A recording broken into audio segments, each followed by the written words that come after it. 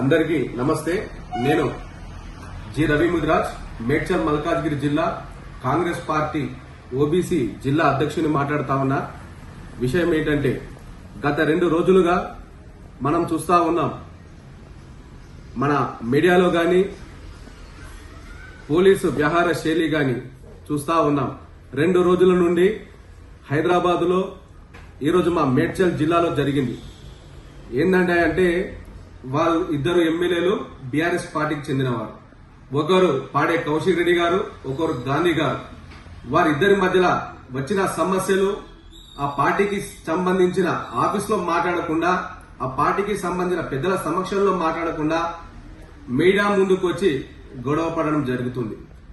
ఆ గొడవ లాస్ట్కు వస్తే మా కాంగ్రెస్ పార్టీకి రుద్దినోడవడాయి అంటే ఈయన ఒక పాడే కౌశిక్ రెడ్డి. అరే పాడే కౌశిక్ రెడ్డి, గత కొన్ని రోజుల ముందు నువ్వు కాంగ్రెస్ పార్టీలా పనిచేసినావు. నీ రాజకీయ భవిష్యత్తే కాంగ్రెస్ పార్టీ. ఈ యొక్క కాంగ్రెస్ పార్టీ నుండి బీఆర్ఎస్ పార్టీకి పోయినావు. బీఆర్ఎస్ పార్టీకి పోయి ఎమ్మెల్యే బీఫామ్ తెచ్చుకున్నావు. ఎమ్మెల్యే బీఫామ్ తెచ్చుకొని ప్రజల ఓట్ల కోసం పోయినావు. ఓట్లు ఏం అడిగినావు గెలవడానికి? నాకు ఓటు వేయకపోతే నా భార్య పిల్లలతో సస్తా అని చెప్పి నీ భార్య నీ బిడ్డే నువ్వు చెప్తీవి. ఆ చెప్పిన మాటలు విని పాపం హుజురాబాద్ ఆడపడుచులు వన్ సైడ్ గా ఆడపడుచులు అందరూ ఓట్లు వేసి గెలిపించింది. నేను ఈరోజు ఆఖరికి వస్తే ఏం చేసినవరా బిడ్డను? హుజురాబాద్ నుంచి వచ్చి హైదరాబాద్ లో పడ్డావు. హైదరాబాద్కు వస్తేవి. హైదరాబాద్కు వచ్చి నిమ్మలంగా కాన్స్టిట్యున్సీలో పని చేసుకోకుండా హైదరాబాద్ లో చిచ్చు పెడతానికి తగిలినావు. పెద్ద హీరో అనుకుంటున్నావు వారను. హైదరాబాద్కు వచ్చి ఇతర ప్రాంతాల వారిని వేరుగా మాట్లాడుతుంది. ఇతర ప్రాంతాలు 10 సంవత్సరాలు మీ గవర్నమెంట్ ఉన్నప్పుడు వారిని ఓట్లు అడగలేదా? హైదరాబాద్ లో కార్పొరేషన్ ఎలక్షన్ లో ఓట్లు అడగలేరా?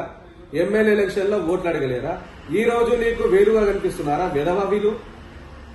అరే విధవ, కాంగ్రెస్ పార్టీ నిన్ను టార్గెట్ చేస్తే, మా రేవంత్ రెడ్డి గారు నిన్ను టార్గెట్ చేస్తే ఈరోజు నువ్వు హైదరాబాద్ ఉంటావా? మా రేవంత్ రెడ్డి గారు నీ మీద కాన్సన్ట్రేషన్ పెట్టిండా? పెడితే నువ్వు హైదరాబాద్ లో నిమ్మలంగా ఎటుంటావు బిడ్డ? నాలాంటి కార్యకర్తలు చెప్పుతో కొడతారు నిన్ను ఒక్కడొక్కడు వచ్చి. హుజురాబాద్ పోతావు బిడ్డ నువ్వు. మళ్ళీ మా కాంగ్రెస్ వాళ్ళ గురించి చిల్లరగా మాట్లాడితే ప్రతి కార్యకర్త నేను తీసుకొని వచ్చి నీ ఇంటికాడికి వచ్చి చెప్పుతో కొట్టిపిస్తా బిడ్డ. నువ్వు ఏమనుకుంటున్నావు? మా కాంగ్రెస్ పార్టీ జోలికే రావద్దు. నువ్వు ఏదైనా ఉంటే మీరు చూసుకోండి. మీ పార్టీ మీరు ఏట్లా పడతారా, గంగల పడతారా, బాయిలా పడతారా మీరు చూసుకోండి. ఈరోజు హైదరాబాద్ లో గొడవలు జరగడానికి కారణం ఏంటంటే కేటీఆర్ ఆడుతున్న నాటకం.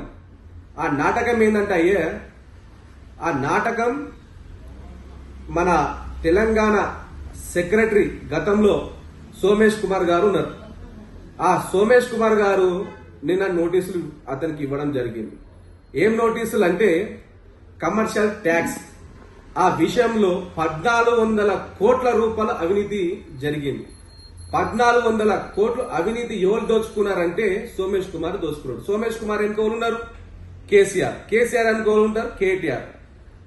ఈ విషయం బయటికి రావద్దంటే ఏం చేయాలి?